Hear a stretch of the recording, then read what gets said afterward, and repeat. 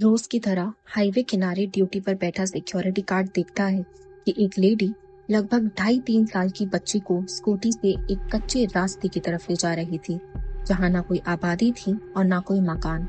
ये रास्ता जंगल और खाली पड़े प्लॉट्स की तरफ जाता था।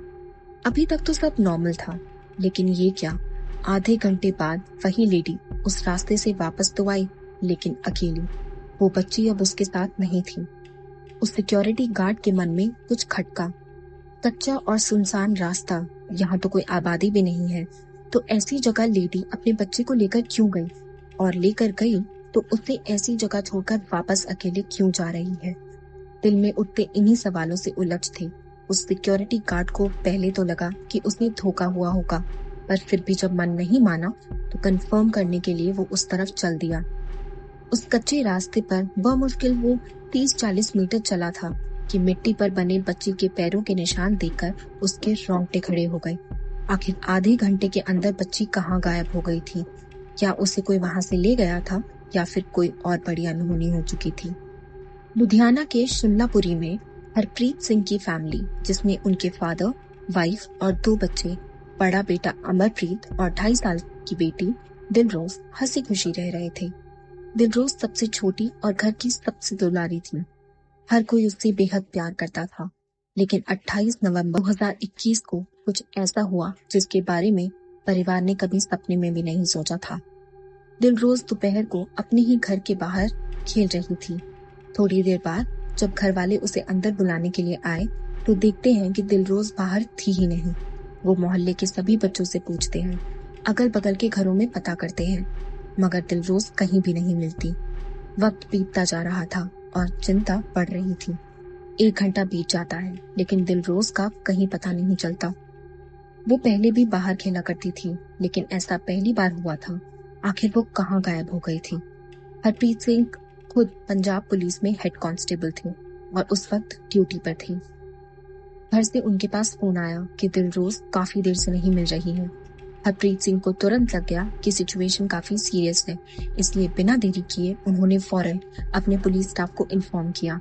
हरप्रीत की पूरी फैमिली और आस पड़ोस के लोग दिलरोज की खोज में लग गए। पुलिस की एक टीम घर पहुंचती है और दूसरी आसपास की सीसीटीवी फुटेज सर्च करना शुरू करती है। उन फुटेजेस में से एक ऐसी फुटेज पुलिस के हाथ लगती है जिसमें एक लेडी स्कूटी पर दिलरोज को ले जाती दिख रही है। वो दिल्ली अमृतसर हाईवे की तरफ मुड़ी। पुलिस आगे की फुटेज खोजने में जुट जाती है, लेकिन इसके आगे की उन्हें कोई और सीसीटीवी फुटेज हाथ नहीं लगती। पुलिस की ये टीम भी अब हरप्रीत के घर पहुंच जाती है, लेकिन घर आकर पुलिस वाले शॉक्ड रह जाते हैं। ये क्या, सीसीटीवी फुटेज में जो लेडी दिखाई थी वो उनके घर पर ही थी और घर परिवार वालों के साथ उतनी ही परेशानी, उतनी ही चिंता के साथ दिलरोज को ढूंढ रही थी। इस लेडी का नाम था नीलम और वो हरप्रीत के पड़ोस में ही रहती थी। फुटेज में वो लगभग 2:20 पर दिलरोज को लेकर जाते दिखती है। नीलम के बेटे ने पूछने पर बोला था कि दिलरोज को मां लेकर गई है, लेकिन जब उन्होंने नीलम को कॉल करके पूछा तो उसने इनकार कर दिया। पुलिस के लिए इतना काफी था। 35 साल की पड़ोस में रहने वाली नीलम अब प्राइम सस्पेक्ट थी। पुलिस नीलम से दिलरोज के बारे में पूछताछ शुरू करती है, मगर कोई सही जवाब मिलता नहीं है। ना ही दिलरोज को साथ ले जाने की बात वो एक्सेप्ट करती है। फाइनली पुलिस नीलम को वो फुटेज दिखाती है, जिसे देखते ही वो समझ जाती है कि उसका सारा भांडा अब फूट चुका है। पुलिस जब अपने ढंग से पूछताछ करती है तो वो सारी सच उगलना शुरू कर देती है। वो बताती है कि मैं आपको दिलरोज के पास लेकर चलती हूँ। नीलम पुलिस और दिलरोज की फैमिली को उसी अमृतसर दिल्ली हाईवे की तरफ ले जाती है जिस तरफ वो फुटेज में जाती दिखाई दी थी। बच्ची की टाइमली मिसिंग रिपोर्ट दर्ज होना, कम समय में ही सीसीटीवी फुटेज का मिल जाना और बच्ची को ले जाने वाली लेडी का पकड़ा जाना, सब कुछ इतना टाइम पर हो रहा था कि पुलिस एक सेंस ऑफ रिलीफ में थी कि बच्ची फाइनली मिल जाएगी।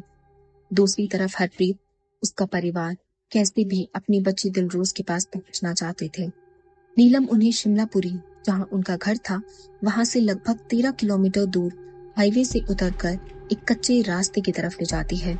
ये सलीम टाबरी नाम का इलाका था, जहां सिर्फ जंगल और कुछ खाली प्लॉट्स थे। मुश्किल से 50 मीटर की दूरी पर नीलम वहां एक खाली प्लॉट की तरफ इशारा करती है। आगे जो होने वाला था ये सभी के लिए बेहद डरावना था। नीलम ने जिस तरफ इशारा किया था वो छोटा सा ढेर था जो एक ताजे खुदे गड्ढे के भरे जाने का बन जाता है। उसी के पास दिलरोज के जूतों के निशान थे। सभी का दिल चीख उठा, पर मानो गले से कोई आवाज ना निकली। पिता बदहवास अपने हाथों से मिट्टी हटाने लग जाता है। थोड़ी सी ही मिट्टी हट पाई थी कि हरप्रीत का हाथ दिलरोज के हाथ से टकराता है। दरअसल नीलम ने उस मासूम दिलरोज को जिंदा ही गड्ढे में दफन कर दिया था। दिलरोज के सर पर चोट और मुंह में मिट्टी भरी हुई थी, लेकिन बॉडी गर्म थी और सांसें अभी चल रही थी। सभी लोग बहुत उम्मीद के साथ दिलरोज को टीएमसी हॉस्पिटल लेकर भागे, लेकिन अफसोस हॉस्पिटल पहुंचने से पहले ही ये नन्ही दिलरोज दुनिया से जा चुकी थी। पुलिस की एक टीम क्राइम सीन पर रुक जाती है और वहीं उन्हें इस केस का मोस्ट इम्पोर्टेंट गवाह मिलता है, वो सिक्योरिटी गार्ड जिसका जिक्र वीडियो की शुरुआत में किया गया था। सिक्योरिटी गार्ड हाईवे के दूसरी तरफ चेक पोस्ट पर अपनी ड्यूटी पर था और पुलिस को देखते ही उसे समझ आ गया था कि शायद वो उसी बच्ची के सिलसिले में आए हैं। अब पुलिस को वो सब कुछ बता देता है जो भी उसने देखा था। वो जानकारी देता है, लेकिन अफसोस भी करता है क्योंकि पुलिस वाले बोल रहे थे कि अगर वो लोग सिर्फ 10 मिनट पहले पहुंच जाते तो शायद दिलरोज को बचा लेते, क्योंकि उस वक्त तक बच्ची जिंदा थी।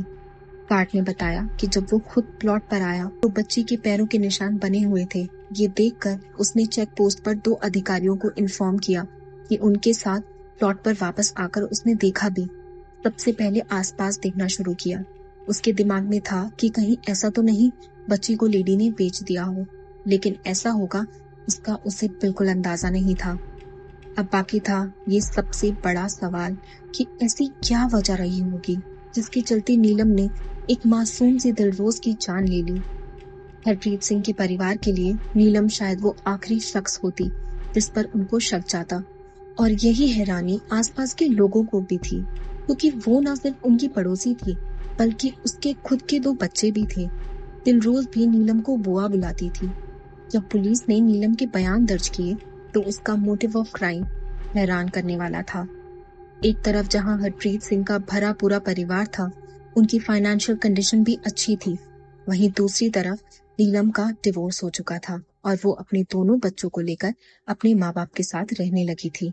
हरप्रीत सिंह के दोनों बच्चे अमरप्रीत और दिलरोज को घर आसपास मोहल्ले वाले सभी प्यार करते थे। कभी उनके लिए कोई मिठाई लेकर आता तो कोई चॉकलेट, कोई खिलौने। दूसरी तरफ नीलम के बच्चे थोड़े शरारती थे, आए दिन उनकी शिकायतें आती थी। डिवोर्स के बाद फाइनेंशियल कंडीशन बिगड़ जाने से वो अपने बच्चों के लिए सब कुछ नहीं कर पाती थी जो वो हरप्रीत के घर में होती देखती थी। दिल ही दिल में वो ये महसूस करने लगी कि कोई उसके बच्चों को चॉकलेट या खिलौने नहीं देता, ना ही उतना प्यार करता है। नीलम के अंदर यही जलन धीरे धीरे नफरत का रूप ले रही थी। पुलिस को भी ये जानकारी मिली कि नीलम के घर कुछ बाहरी लोगों का आना जाना था। क्योंकि वो तलाकशुदा थी, इसलिए आसपास के लोग इस बात को लेकर न सिर्फ उसके कैरेक्टर पर सवाल उठाते बल्कि उसकी माँ से भी इसकी कंप्लेन करते। नीलम ने घर से दूर किसी और एरिया में रहने का फैसला कर लिया था और अपने लिए घर भी देख लिया था। 28 नवंबर 2021 लगभग 2:15 बजे नीलम का सारा सामान पैक होकर शिफ्ट हो रहा था, लेकिन उसके दिल में घर से जाने की नाराजगी और सबसे बदला लेने का ख्याल था। वो बस उस दिन अपना घर छोड़ के ही जा रही थी। तभी उसने घर के बाहर दिलरोज को खेलते देख लिया। ना जाने नीलम के दिमाग में क्या आया, उसने दिलरोज को स्कूटी पर बैठा लिया। बेचारी दिलरोज घूमने फिरने के धोखे के साथ चल दी, क्योंकि उस मासूम को क्या खबर थी कि दिमाग में गुस्सा और दिल में नफरत वाली नीलम आज उसकी वो बुआ नहीं बल्कि शैतान है जो उसकी जिंदगी मिटाने वाली थी। घर से काफी दूर लाने के बाद उसे हाईवे किनारे कच्चा रास्ता दिखा। वो ऐसी जगह थी जहां दूर दूर तक कोई बच्चा नहीं था।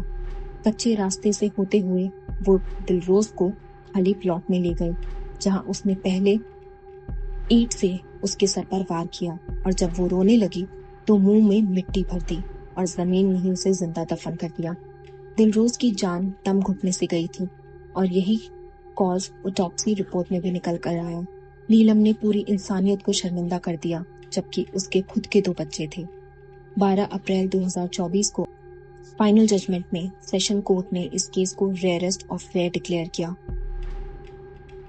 कोर्ट ने उसे क्रूअल और क्रिमिनल माइंडसेट के साथ किया गया एक प्री प्लान मर्डर मानते हुए नीलम को फांसी की सजा सुनाई।